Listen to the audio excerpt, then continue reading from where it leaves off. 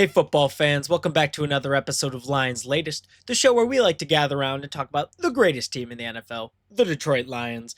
I'm your host, Bryan Hanes, and we have a new trade rumor and some new updates to talk about as well. So let's just jump straight into the video. Starting off, hey, potential trade rumor here in Detroit. We had one last week, and there's another one buzzing around the internet right now. So let's talk about it. We know defensive end is still a big need here in Detroit, and it seems like the Lions are still exploring their options, with Marcus Davenport being injury prone, as we all know. AJ Epineza from the Bills could be the solution that we are looking for. Let's talk about his stats real quick.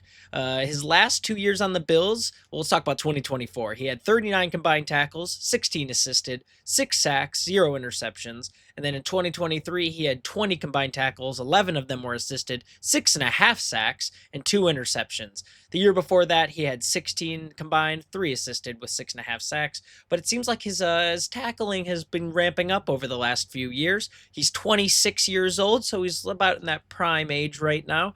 And, I think this could be a really good pickup. Let's talk about it, though, in terms of a trade. While it wouldn't be a crazy high impact move necessarily, it would allow rotation on the edge and would give us depth at the position that we know we desperately need. A possible trade would include probably a defensive tackle. That's what the Buffalo Bills are most likely looking for. And I think the defensive tackle we'd give up would be DJ Reader. DJ Reader, he was a captain on the Cincinnati Bengals, and I think he's been a great player for us, but I don't think he's necessarily a game changer for us.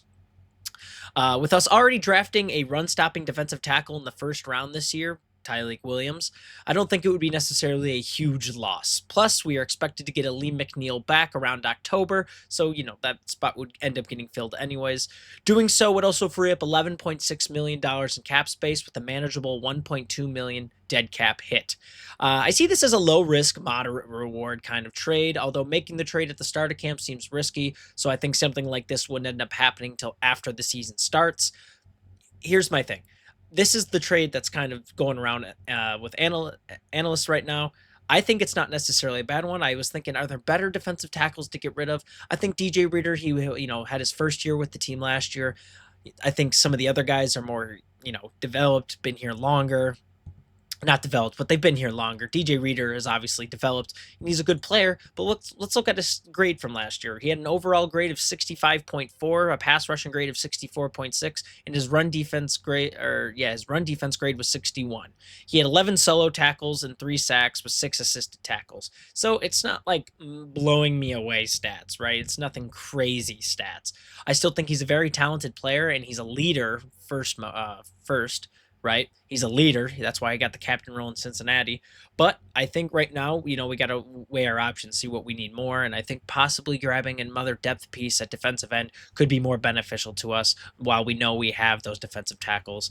Onwuzurike being out is definitely something to look at as well. We don't necessarily have the depth we once thought we had, but it's really going to be a do we want this or that kind of deal. However, I think exploring some other, trades or seeing who else we can get is definitely going to be better at this point. I think this is one of these trade deals that will happen if we do need that piece desperately. But with that being said, let me know what you guys think about a trade like this, and we're going to move on into our second topic of the day, where we are talking about the first 2 games of the season and how I think they're going to go. We'll talk about more games later in the series here as the weeks go, but I wanted to talk about the first 2 here. So our first one is at Packers, and I think this one is a W for the Lions. I think there will be some hiccups in our new offense with the new scheme and coach, but I think establishing our run game will be the same plan, right? I also will note that Goff announced earlier this week he and the rest of the offense have no issues adjusting to the new coach and the new style, so maybe not. Maybe there won't be any hiccups. That would be better for us. However, in the 2024 season, the Packers allowed an average of 106.6 rushing yards per game, ranking them 8th in the league. Pretty solid run defense, but their passing defense hasn't improved in my opinion. In 2024, they allowed an average of 209.9 passing yards, ranking them 8th as well, but they lost their star corner, Jair Alexander, so I think they're going to take a step down in that grade this year. As our secondary remains strong, and as long as they remain strong and healthy, I think we'll be okay dealing with the Packers offense. We grabbed a run-stopping defensive tackle like we talked about, Tyreek Williams, to help deal with guys like Josh Jacobs, who we know is a powerhouse, and Matthew Golden is most likely going to be watched heavily by our our secondary, knowing that he's going to be that flashy receiver for Jordan Love to target. I think the big thing here is going to have to be watching the passing game and then keeping Josh Jacobs managed, because we had a little bit of trouble managing Josh Jacobs last season. I think the final score of this game is going to be Lions 24 to the Packers 14. I think we're going to take that one. We might give up a few touchdowns, especially with Josh Jacobs being a red zone threat. But I overall think that we're going to dominate on offense, and our defense is going to hold strong when we need them to. So as long as that happens, I think we'll be all right. Let me know what you guys think about this game. Secondly, we're going to host the Bears. I think that one's a W as well, and I think this one will be about the same, if not more of a win for us. First off, let's talk about this. Caleb Williams and Ben Johnson have not been on the same page during training camps, as we've seen from some of the reports. Williams has been getting intercepted during his 11-on-11 reps and hasn't been able to run the offense as fast as Ben Johnson expects him to. During a play earlier this week, he failed to get lined up on time, resulting in Ben Johnson yelling at him and subbing him out for the backup, resulting in, kind of a discourse there on the offense. They allowed 2,317 rushing yards last year, which ranked near the bottom of the league. Not too good when you're playing guys like David Montgomery and Jahmyr Gibbs, especially with our run-creating O-line. So that's something to worry about as well, right? So if Caleb Williams isn't on the same page with his head coach, who is supposed to, take him to this next level, I don't necessarily see them being this crazy new offensive, weapon, something to be scared of, that a lot of analysts and a lot of Bears fans are saying they will be. I will note that their passing defense was good last year. They ranked number 8th in the league in terms of passing yards allowed per game, and number 1 in fewest passing touchdowns allowed. I believe it was 5. And, while that is a big thing and a big, stat to look at, especially when we have a passing game coordinator as our new offensive coordinator, I think, still establishing our run with like Monty, who's a former Bear and always wants to get his get back against his own club, his old club. And, someone like Jahmyr Gibbs, who's definitely taking that step up this year, getting more reps, going to be taking a lot more responsibility. I don't think it's necessarily something we got to worry about all that much. We saw the Lions struggle a bit during the Thanksgiving game last year, and many Bears fans believe that Ben Johnson will make them far greater this season. But I think once we get our run game established and our defense takes over and shuts down Caleb Williams, who we know is not necessarily known for handling pressure the best in the pocket so far, I think we'll be all right. Hutch healthy, and if Davenport's we get one of these trade guys helping Hutch out, I don't think it'll be a cakewalk for the Bears whatsoever. I think Caleb Williams is definitely going to have to learn how to handle the pressure better, especially with our defense. We got some good linebackers, and we have Brian Branch, who likes to sometimes come out of safety blitz. And then our secondary has improved this year, and we added those guys like DJ Reed, who are just going to be great at covering their big targets with man coverage. I think the Lions got this one locked. I think the final score is going to be something like 21-9. I don't really see the Bears getting a touchdown, and I think it's going to be a field goal game for them, and I think we're just going to go and score our touchdowns and then just manage the clock in the fourth quarter. I think Thanksgiving's game last year showed some of our weaknesses we have and some of the strengths the Bears have over us, but overall, I think in terms of teams and who's operating better, the Lions are going to take this one in week 2. So with that being said, let's move on to our third topic of the day. We are talking about the future of Jameson Williams. So this has been a big topic right now, especially going into his 5th-year option and what our cap space holds for us next year. What's going to happen with JMO? So some NFL insiders have suggested Williams might be traded, possibly due to the upcoming 5th-year option and, his rookie contract being over, and we're going to have to pay him. But Holmes has repeatedly denied these rumors, stating that trading Williams is not something the team has ever considered.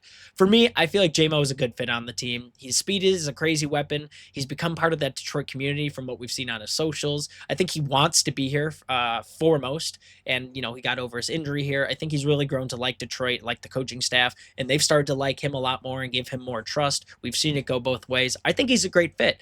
With that being said, having those 2 star receivers is really hard to manage cap space wise.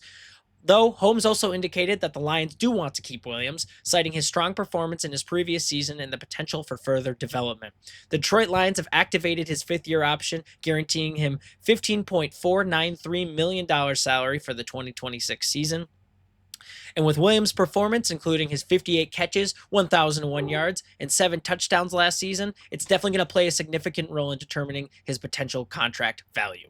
The Lions recently extended Amon-Ra St. Brown, and with that key players needing with other key players needing extensions, a large contract with Williams is probably going to be hard to manage. Let's be honest here, right? The guy, over in Cincinnati, they're paying their two receivers a whole bunch, and but they don't really have a defense, so it's like they have that money to throw around. We're trying to manage all these star guys, and then having a guy like Williams, who's gonna want his money, he's owed, right? He's been having a crazy, he had a crazy season with us last year. I think it's going to continue into this year, especially with the passing game, going to be a lot more frequent. Jameson Williams is going to ask for a lot, and I think he deserves it. Some analysts believe that he will receive about a 3-year, $75 million contract extension that's going to keep him through the 2029 season. It's definitely possible. We're going to have to work around our cap space, move some guys around, possibly let some guys go. I think that's something to note, and that's why guys like DJ Reader, maybe, trading him might actually help us if we do want to keep JMO that bad. But what would a trade look like, a potential trade? Back in April, Sports Illustrated noted that the Cowboys were urged to pursue Williams to complement CD Lamb, citing Detroit's uncertainty about that long-term contract, right? Dallas would be sending a first-round pick and possibly a fourth-round pick to Detroit in exchange for Williams and maybe a mid-round pick. This would give us a good position on the draft and also give some cap space management, and it would make it a lot easier for other guys to get those extensions. And especially for some of the contracts that are going to go into play, it would make it a lot easier for them to get worked, all that good stuff. In my opinion, I absolutely want to keep Williams, right? I think he complements our offense, like I said. I think his speed, and he's just one of those weapons, those unique weapons you have on a team where it's like, once he gets it and he gets to the outside, if that safety isn't where he needs to be, it's a touchdown. And having a guy like that can be crucial in close late games. But I also have to acknowledge cap space is going to be an issue. We got him this year. Let's see what he does, and then we'll talk about cap space for the next season. I think for right now, it's important just to, use him to the fullest if he can, and, let him get us to a Super Bowl, right? That's the plan. That's what we got to do right now and focus on. But I definitely think keeping him is going to be an issue if he's going to ask for the kind of money I think he's going to ask for, and some of these other contracts go into play. But let me know what you guys think. What would be the best possible thing to do with Jameson Williams? Do we get as much value out of him as we can? Keep the team consistently building so we don't fall back into irrelevancy after we have a great season, or do we keep him, pay him his money, and then have to worry about letting some other guys go? Let me know what you guys think down in the comments. With that being said, we're going to move into our fourth and final topic. I hate to keep talking about this. I hate that I got to keep talking about this, but we have 2 new injuries for starting players. Detroit Lions linebacker Derek Barnes is currently being evaluated for a hand injury after leaving practice early this Thursday. This comes out after he previously suffered a season-ending knee injury in Week 3 last year. He's recovered from that knee injury and is working his way back to form, but the hand injury is not doing him any favors. This would be bad considering we also gave him a 3-year, $25.5 million contract extension. The agreement includes $16 million fully guaranteed at signing, and so far it doesn't seem like anything severe. They haven't announced that it's anything severe, but keeping an eye on it and being cautious is a must, especially with Alex Anzalone still kind of being out of practice, negotiating up another contract. We definitely need to keep our depth at linebacker strong. So let's keep an eye on Derek Barnes, guys. And then the second one is cornerback Terrion Arnold. He suffered a calf strain during Thursday's training camp practice. He was evaluated for a leg injury and subsequently left the field. It is not considered a major injury, but the team plans to be cautious with his return, per the coach. Yeah, be cautious, please. I don't know what's going on in training camp, guys, but everyone's getting injured. What's going on? To me, that's worrisome. We need to take it down maybe a notch. I don't know if Dan Campbell loves the intensity. I love the intensity, but if all of our starters are getting hurt, man, no, we don't need a repeat of last season.